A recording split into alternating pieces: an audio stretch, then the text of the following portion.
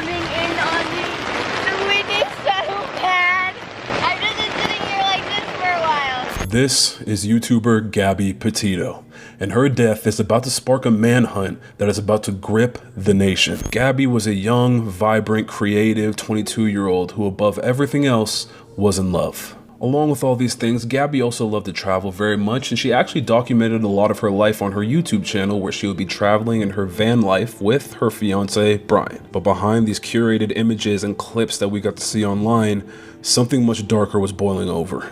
In July 2012, Gabby and Brian would leave New York in a white Ford Transit van heading west to explore national parks. But on August 12th, things would change. Police in Moab, Utah would actually pull the couple over after a 911 call was placed after Brian allegedly slapped Gabby. I have really bad OCD, and I was just cleaning and straightening up the back of the van before, and I was apologizing to him and saying, I'm sorry that I'm so mean. Afterwards, officers would eventually label this as a mental health crisis, and no charges were filed. And unfortunately, the video that you just saw was the last confirmed video that we have available of Gabby Petito being alive.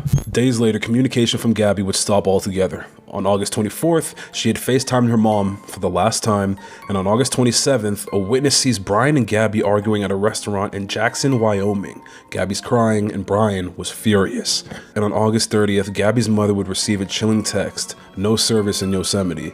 But Gabby was never in California. That message couldn't have been from her, and authorities believe that the message was actually sent by Brian. On September 1st, Brian would actually return home to Florida by himself. He also would return home with Gabby's van with no explanation, no report, nothing. He would immediately get a lawyer and refuse to speak to police. And then Gabby's family would eventually report her missing on September the 11th. But on September 19th, everyone's worst fear would come true, as Gabby's body would be found in the Bridger-Teton National Forest in Wyoming. She had been strangled to death, and coroners had announced that her body had been out there for 3 to 4 weeks, which means she likely died the day after that restaurant argument. But Brian had vanished. On September 13th, he told his parents that he was going for a hike in the Carlton Reserve nearby his house, but he never would return home. And over the next month, all I could describe it as was one of the craziest manhunts I have ever been alive to actually witness take place. And it wouldn't be until October 20th that we would finally get our answer. The skeletal remains of Brian Laundrie had been found along with a backpack, a revolver,